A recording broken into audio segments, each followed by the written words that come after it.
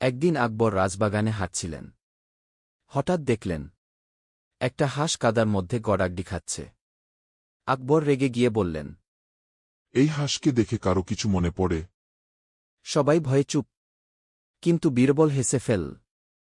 আকবর জিজ্ঞেস করলেন, বীরবল, এত হাসির কি আছে? হুজুর, হাঁসটি ঠিক সেই মন্ত্রীদের মতো খুব। বীরবল হালকা ঝুঁকে বলল। আকবর, কেন? হাঁসের মতো কেন? বীরবল, কারণ হাঁস কাদা থেকে বের হতে চায় না, আর অনেক মন্ত্রী চেয়ার থেকে নামতে চায় না। চুপি চুপি। হুজুর, আমি তো উঠতে চাই গি। বীরবল আবার বলে, হুজুর, যদি হাঁসকে কাদা থেকে তুলতে চান তাহলে আগে মন্ত্রীদের চেয়ার থেকে তুলুন গিয়ে।